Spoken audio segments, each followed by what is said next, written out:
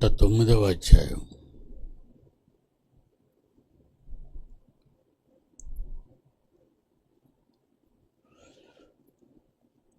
7వ వచనంలో చివరి మాట, 8వ వచనం. కీర్తనలు 109 7వ వచనంలో చివరి మాట, 8వ వచనం. రాజైన దావీదు దీనిని రాస్తూ, క్రీస్తుకు ముందు 1000 సంవత్సరాలు ఆయన ఇశ్రాయేలు దేశాన్ని పరిపాలిస్తున్న రోజులవి.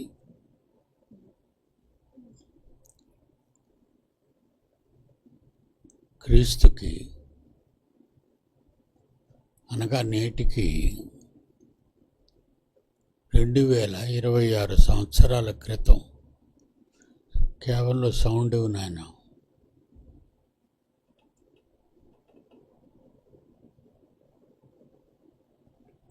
ప్రారంభ శతాబ్దంలో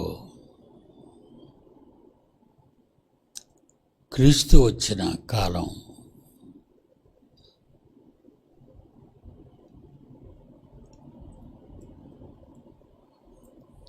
క్రీస్తు పుట్టిన కాలం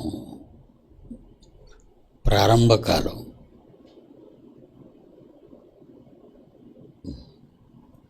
ఈ ప్రారంభ కాలంలో ఏమి జరగబోతుందో క్రీస్తుకు ముందున్న 1000 సంవత్సరాల కాలంలో దేవుని కుమారుడైన రాజైన దావీదు ఈ గ్రంథాన్ని, ప్రకటన గ్రంథం రాస్తూ, కీర్తనల గ్రంథం రాస్తూ ఆయన ఏమని చెప్తున్నాడో ఒకసారి చూద్దాం. 6వ వచనం చివరి మాట, 7వ వచనం చివరి మాట, 8వ వచనం. వాని ప్రార్థన పాపమగునుగాక, వారి ప్రార్థన పాపమవునుగాక,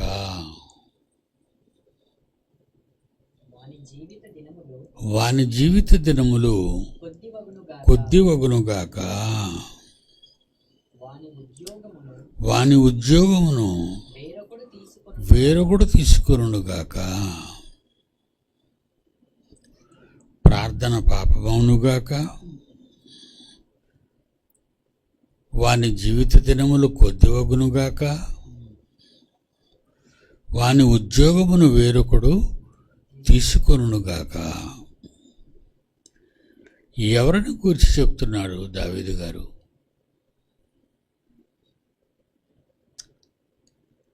ఈ విషయం చూస్తుంటే భవిష్యత్తు చెప్తున్నట్టుగా ఉంది. దావీదు గారు ఇది రాస్తూ, పరిశుద్ధాత్మ దేవుని వలన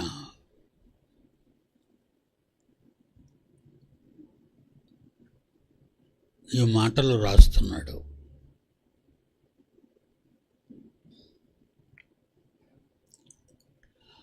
అలా వ్రాయబడినటువంటి ఈ మాటల్లో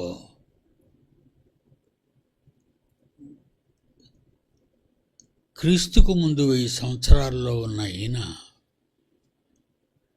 ఏదో చెప్పబోతున్నాడు, ఎవరి కొరకో చెబుతున్నాడు. అంటే దేవునికి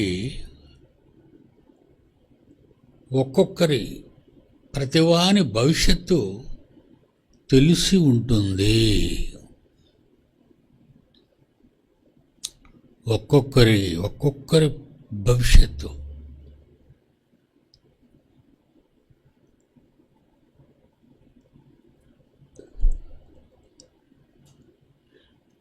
$840 కోట్లు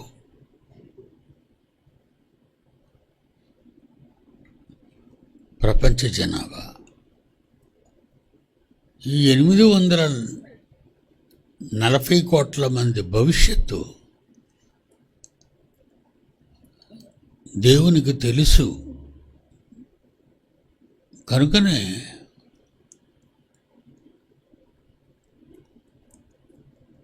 క్రీస్తు పూర్వం 1000 సంవత్సరాల కాలంలో రాజైన దావీదు దేవుడు చెప్పగా రాస్తున్నాడు. ఏమని? వాని ప్రార్థన పాపమగునుగాక, వాని జీవిత దినములు కొద్దివగునుగాక, వాని ఉద్యోగమును వేరొకడు తీసుకొనుడుగాక.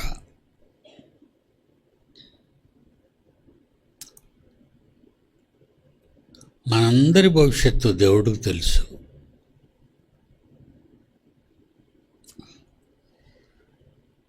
మనందరి గతం దేవుడికి తెలుసు. మనం బ్రతుకున్న రోజుల్లో చేస్తున్న దినచర్య కార్యక్రమాలన్నీ కూడా దేవుడికి తెలుసు.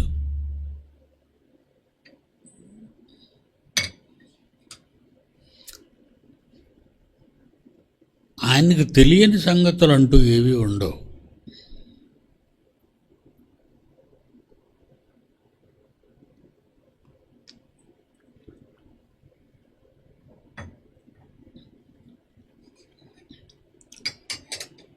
ఆయనకు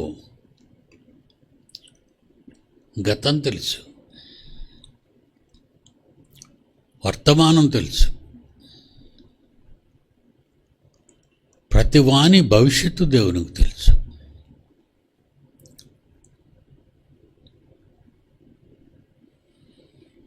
దీని గురించి ఎవరి గురించి దేవుడు చెప్తున్నాడు? నిన్న రాత్రి చెప్పాను. మమ్మను చూసి లేఖనములయందు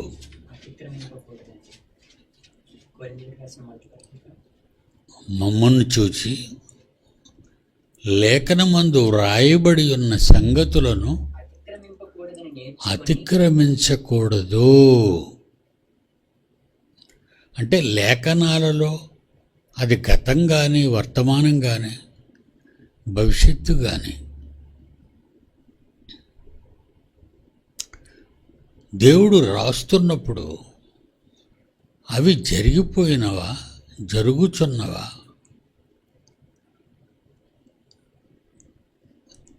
జరగబోయేవా, అవి చాలా జాగ్రత్తగా మనం బైబిల్ని పరిశోధించాలి. లేకపోతే దేవుడు చెప్పింది దానికి మనం వ్యతిరేకంగా మాట్లాడితే, ఉన్నది ఉన్నట్టుగా చెప్పకపోతే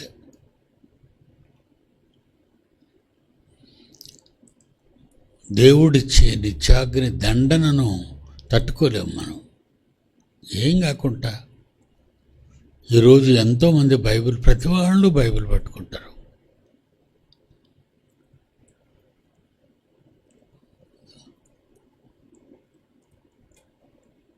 డాక్టర్ చదువుకున్న వాళ్ళు చదువుకున్న రోజుల్లో మనుషులు శరీర సంబంధమైన అవయవాలు,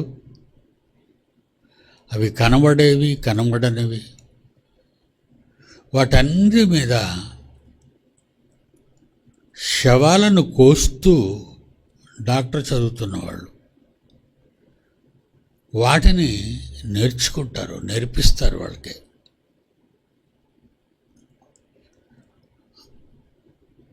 అలా ప్రజ్ఞులైన వారినే సర్జరీ చేయమంటారు. అంటే కోత. మనుషుల శరీరాలను, అంటే శవాలను కోసి నేర్చుకున్నారు. ఇప్పుడు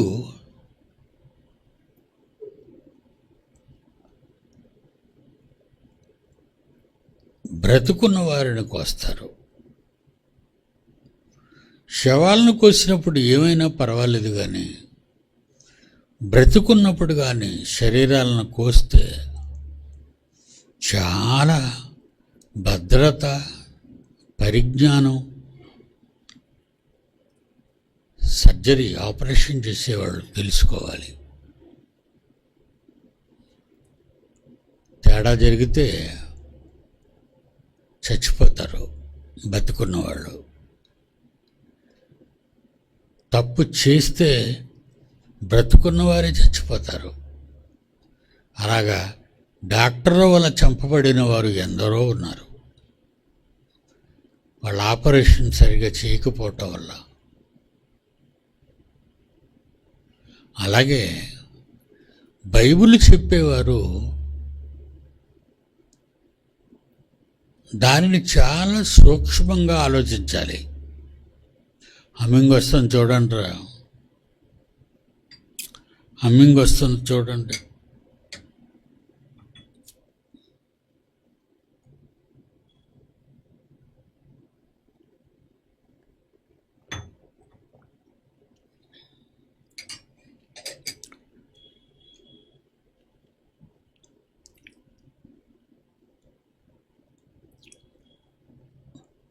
లేఖనాలు, ప్రవక్తలు, వర్తమాన భూత భవిష్యత్తు కాలాలుతో బైబిల్ ఆదికాండం నుంచి ప్రకటన గ్రంథం వరకు రాయబడింది. కనుక మనం ఏ విషయాన్నైనా చదివినప్పుడు కానీ అర్థం చేసుకున్నప్పుడు కానీ అలాగున్నవో లేవో అని పరిశీలించాలి. ఎవరు ప్రసంగాలను పరిశీలించారంటే అపోస్తలుడైన పౌలంతటి మహాజ్ఞాని, అలాగే అతని ఫాలోవర్ సహదాసుడు శీలయు చెప్పిన సంగతులు అలాగున ఉన్నవో లేవో అని లేఖనములను ప్రతిదినము లేఖనములను పరిశోధించారు. ఏమో లేనివేమైనా చెప్తున్నారేమో. అతడు ఎంత గొప్పవాడు కానివ్వండి, కానీ బైబిల్ రైటు. బైబిల్ కంటే పౌలు గొప్పవాడు కాడు, బైబిల్ కంటే ఎవ్వరూ గొప్పవాడు కాదు, కన్న తండ్రి అయిన దేవుడు తప్ప. ఆయన రాయించిందే ఇదంతా, దేవుని వలన వాళ్ళందరూ రాశారు అంటాడు. దేవుని వలన వ్రాయబడినవి, పరిశుద్ధాత్మ ప్రేరణ వల్ల రాయబడినవి. ప్రతి మాట వాక్యం క్రీస్తు. కనుక లేఖనములను చాలా జాగ్రత్తగా చదవాలి. అలాంటి ఒక లేఖనమే ఈ 109 కీర్తనలో 7 చివరి మాట 8 అంతా. వారి ప్రార్థన పాపమవునుగాక, వారి ప్రార్థన పాపమవునుగాక. సామెతలు 15:8. సామెతలు 15:8.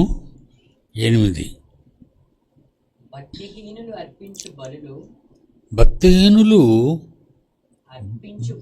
ప్రార్థనలతో పాటు బలులు అర్పిస్తారు. భక్తి లేని వాళ్ళు, భక్తి ఉండదు వాళ్ళకి, దేవునికి బలి అర్పిస్తారు. ఎందుకు ఆ భక్తి, ఎందుకు ఆ బలి? దేవుడు తీసుకోడు దాన్ని.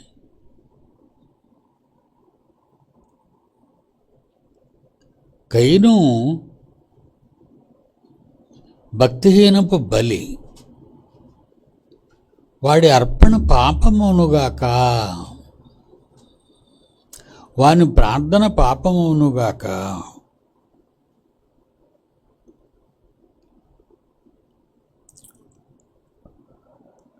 సామెతలు 15:8.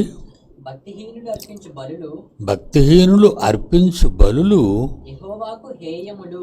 యెహోవాకు అంటరానివి. యథార్థవంతుల ప్రార్థన యథార్థముగా ప్రార్థన చేసేవారి ప్రార్థన ఆయనకు ఆనందకరము. ఆయనకు ఆనందకరము. యథార్థవంతుల ప్రార్థన దేవునికి ఆనందకరము. దేవుని దృష్టిలో ప్రతి మనిషి యథార్థవంతుడు కావాలి. కపటవర్తనుడై ఉండకూడదు, అబద్ధికుడై ఉండకూడదు, మోసపూరితమైన వాడుగా ఉండకూడదు, మాటలు మార్చకూడదు. యథార్థవంతుల ప్రార్థన ఆయనకు ఆనందకరము.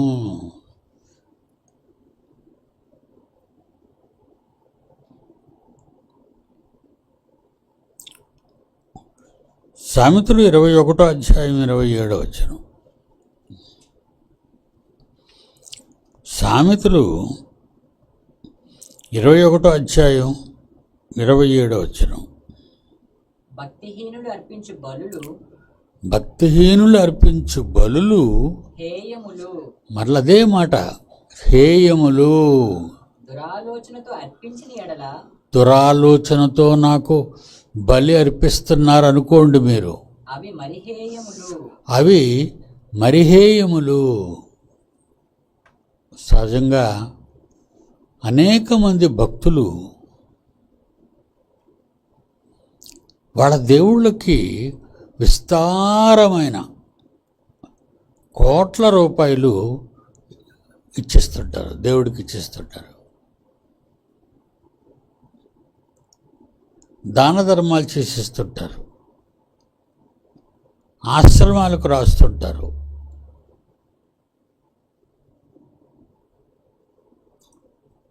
కనుక వాళ్ళ వ్యాపారాల్లో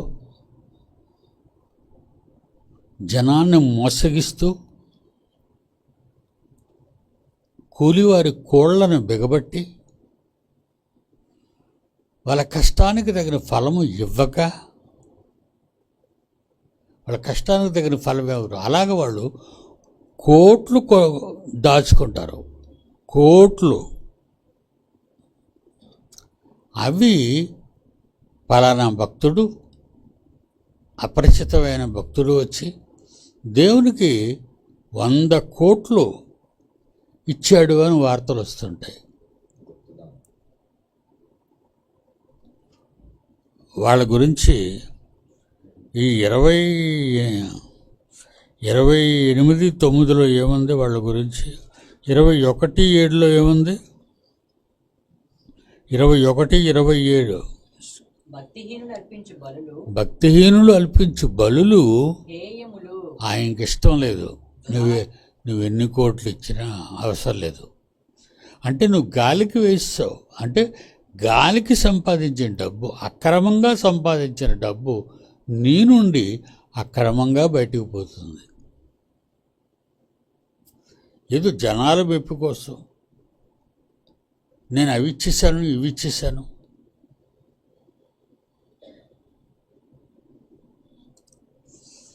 ఎక్కువగా సినిమాల్లో, ఈ కాలంలో వచ్చే సినిమాల్లో బూతు సంబంధమైనటువంటి పాటలు పాడేస్తుంటారు యాక్టర్స్, బూతు సంబంధమైనటువంటి డ్యాన్సులు వేసేస్తుంటారు. వాళ్ళకి ప్రొడ్యూసర్లు కోట్లు ఇస్తారు. జాగ్రత్తగా వినండి.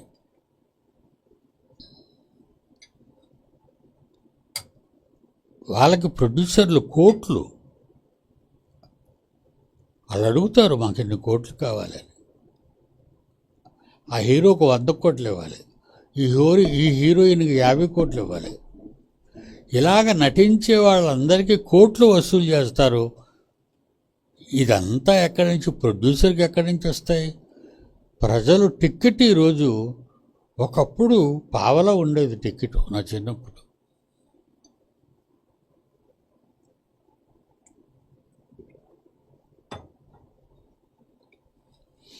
ఒకప్పుడు ఈ టికెట్ పావల. విడుదలైన మొదటి రోజే 2,000, 3,000, 5,000 పెట్టి కూడా ఒక టికెట్, 1 గంటన్నర సినిమా చూడడానికి, అందులో బూతు డ్యాన్సులు చూడడానికి, అందులో బూతు పాటలు వినడానికి, కేరింతలు కొడుతూ, గొడవలు చేస్తూ, కాగితాలు జల్లుతూ, పూలదండలు వేస్తూ, ఇలాంటి హీరోలు హీరోయిన్లు ఏం చేస్తారో తెలుసా? డబ్బు సంపాదించి 100 మందికి ఇల్లు కట్టించింది ఈమె, 100 మంది పేదవాళ్ళకి ఇల్లు కట్టించింది ఈమె, ఇన్ని కోట్ల రూపాయలతో క్యాన్సర్ హాస్పిటల్ కట్టించాడు ఆయన. యాక్టర్లు అండి, కోట్లు కదా సంపాదిస్తారు. సినిమా రంగంలో కోట్లు సంపాదిస్తారు. ఈ కోట్ల రూపాయల్లో ఏదో ఒక 10 కోట్లు, ఒక 5 కోట్లు, 2 కోట్లు, ఇవి పేదలకు ఇలా చేశారు, అలా చేశారు, ఇలా చేశారు. రోగులకు ఇన్ని గుండెలు ఆపరేషన్ చేయించాడు. అదే డబ్బు పాపిష్టితనం. అమాయకులైన ప్రజల హృదయాలను దోపిడీ చేస్తూ, వాళ్ళకి చెడు నేర్పిస్తూ, తీసిన సినిమాలు వల్ల వచ్చే లాభాలు భక్తుల్లా ప్రజలకి, దేవుడికి ఇచ్చేస్తుంటారు. వాటిని దేవుడేమన్నాడు?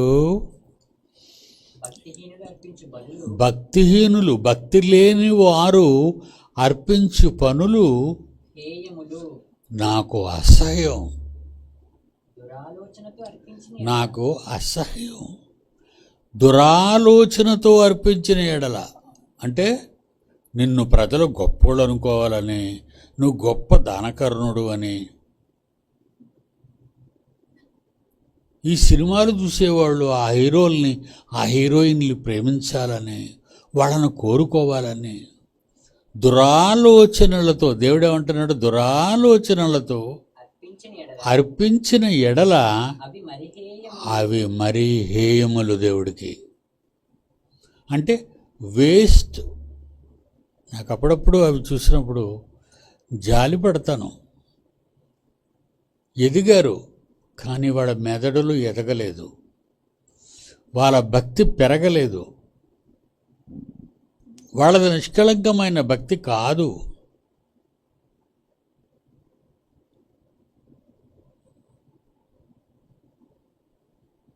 మరొక వచ్చినట్టు చూద్దాం.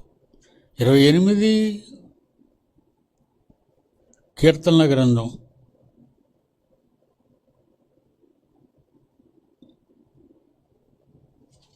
9వ వచనం. 28, 9వ వచనం. నీ జనులను నువ్వు రక్షించాలి, నీ స్వాస్థ్యాన్ని, నీ సంపాదనను, మీ ఆరోగ్యాన్ని, మీ ఆలోచనలను మంచిగా నీతివంతులుగా ఉంటే వాళ్ళని ఆశీర్వదించు.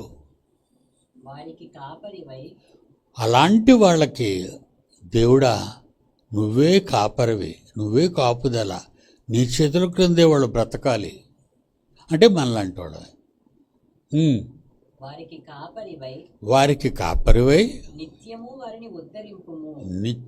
వాళ్ళని కాపాడుతూ ఉండు తండ్రి. ఇది నీతిమంతుల పట్టిక. ఈరోజు దేవుడు మనకి కాపరి గనుక నిజమైన దేవుణ్ణి తెలుసుకున్నాం, నిజమైన భక్తిలో జీవిస్తున్నాం, నిజమైన వాక్యాన్ని ఆలోచించగలుగుతున్నాం, నిజమైన కార్యక్రమాలు చేయగలుగుతున్నాం. దేవుని పిల్లలారా, ఇంతటి మహాజ్ఞానం బైబిల్లో రాయబడిన ప్రపంచానికి బైబిలు అర్థం కాలేదు. క్రైస్తవ దేశాలకి అర్థం కాలేదు, మిగిలిన దేశాలకి దేవుని మాటలు అర్థం కాలేదు. అదేదో ఒక మత గ్రంథం. మతమా ఇది? మతం కాదండి. నీ బ్రతుకులో మారాలనే నీ జీవితాన్ని మార్చి నిన్ను నిత్య జీవానికి తీసుకువెళ్ళే మార్గం అండి బైబిలు, మతం కాదు.